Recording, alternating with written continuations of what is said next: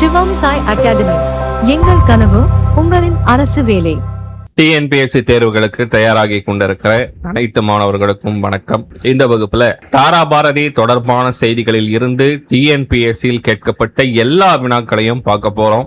இந்த ஒரே ஒரு வகுப்பை மட்டும் நீங்க பார்த்துட்டா போதும். தாராபாரதி தொடர்பான செய்திகளில் இருந்து நமக்கு எப்படி கேள்வி கேட்டாலும் நம்மால் மிக எளிமையாக பதிலளிக்க முடியும். முதல் கேள்வியை பாருங்க.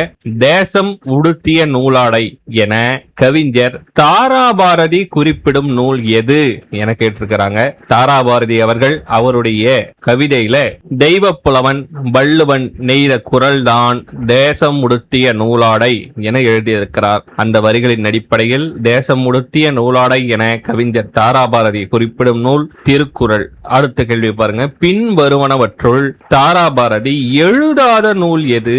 புதிய விடியல்கள் தாராபாரதி அவர்களின் நூல் தான். இது எங்கள் கிழக்கு தாராபாரதி எழுதிய நூல். விரல் நுனி வெளிச்சங்கள் தாராபாரதி எழுதிய நூல். இருண்ட வீடு என்பது பாரதி தாசன் அவர்கள் எழுதிய நூல். எனவே தாராபாரதி எழுதாத நூல் இருண்ட வீடு. அடுத்த கேள்வி பாருங்க. வெறுங்கை என்பது மூடத்தனம், விரல்கள் பத்தும் மூலதனம் என்று பாடியவர் யார் என்றால் தாராபாரதி அவர்கள். மிக அருமையான பாடல் அது. அடுத்த கேள்வி. பூமியை திறக்கும் பொன்சாவி என்ற நூலின் ஆசிரியர் யார்? பூமியை திறக்கும் பொன்சாவி என்ற நூலின் ஆசிரியர் தாராபாரதி அவர்கள். அடுத்த கேள்வி. வந்தது யாருக்கும் தெரியாது, நீ வாழ்ந்ததை உலகம் அறியாது. இவ்வடிகள் இடம்பெறும் பாடலை பாடியவர் யார்? வந்தது யாருக்கும் தெரியாது, நீ வாழ்ந்ததை உலகம் அறியாது என்ற பாடலை பாடியவர் என்ற பாடலை எழுதியவர் தாராபாரதி அவர்கள். விரல்கள் பத்தும் மூலதனம், வெறுங்கை என்பது மூடத்தனம் என்று கூறியவர் தாராபாரதி அவர்கள். அடுத்த கேள்வி பாருங்க. எந்த இணை சரியானது என கேட்டிருக்கிறாங்க.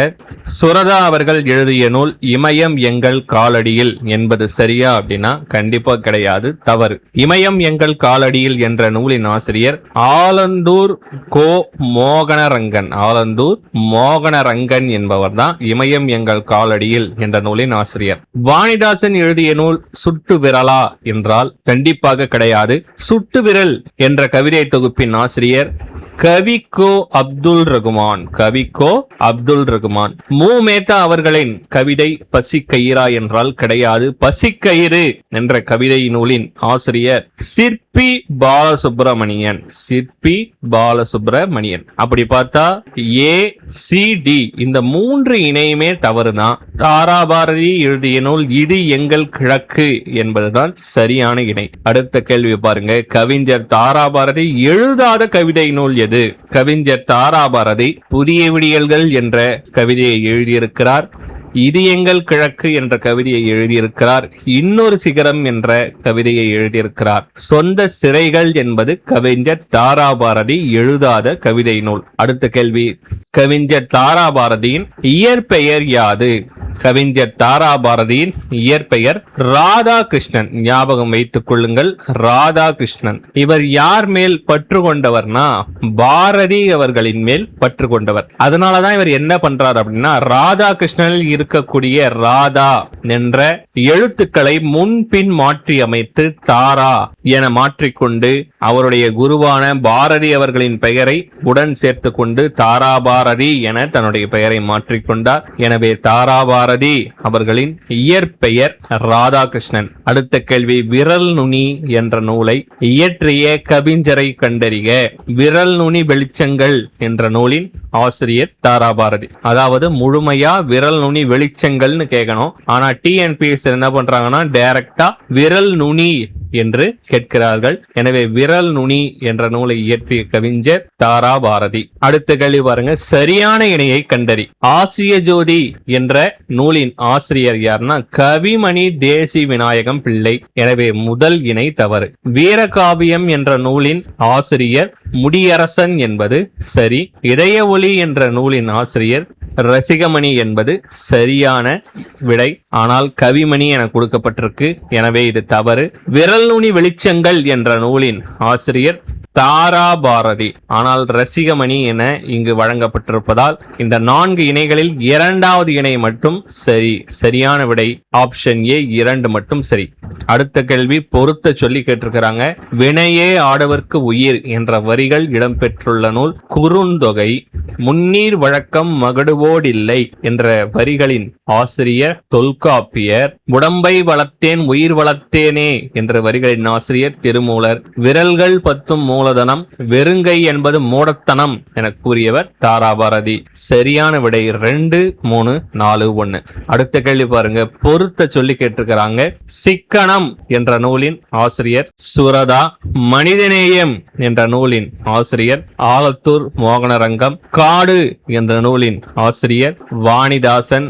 வேலைகள் அல்ல வேள்விகளே என்ற நூலின் ஆசிரியர் கவிஞர் தாராபாரதி. சரியான விடை 3, 2, 4, 1. அடுத்த கேள்வி பாருங்க.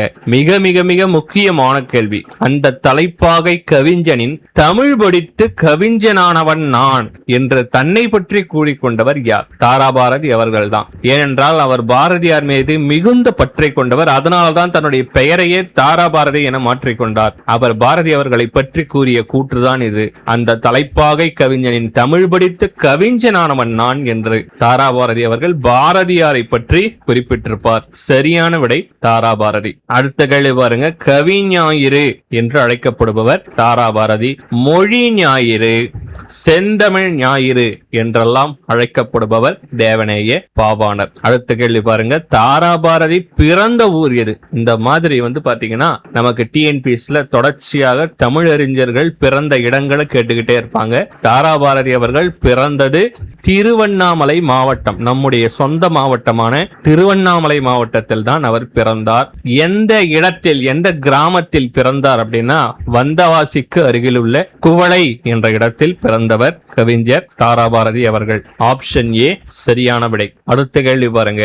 வெள்ளி நிலா உலகும் பாராட்டும் எதிர்காலத்தில் என யார் யாரை பற்றி கூறிய கூற்று? வெள்ளி நிலா உலகும் பாராட்டும் எதிர்காலத்தில் இவரை என யார் யாரை பற்றி கூறினார்கள்? கவி ஞாயிறு தாராபாரதி அவர்களை பற்றி சுப்புரத்தினதாசன், ராசகோபாலன் என்று அழைக்கப்படுகின்ற சுப்புரத்தினதாசன் குறிப்பிட்டார். எனவே சரியான விடை தாராபாரதியை பற்றி சுரதா கூறிய கூற்றுதான் வெள்ளி நிலா உலகும் பாராட்டும் எதிர்காலத்தில் இவரை என்பது. அடுத்த கேள்வி பாருங்க. இது நம்முடைய வாழ்க்கைக்கே மிகவும் தேவைப்படுகின்ற ஒரு வரிகளை கொண்டதுதான் இந்த கேள்வி.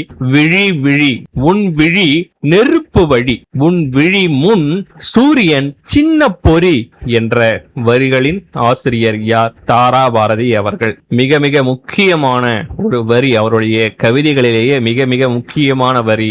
விழி விழி உன் விழி நெருப்பு வழி, உன் விழி முன் சூரியன் சின்ன பொறி.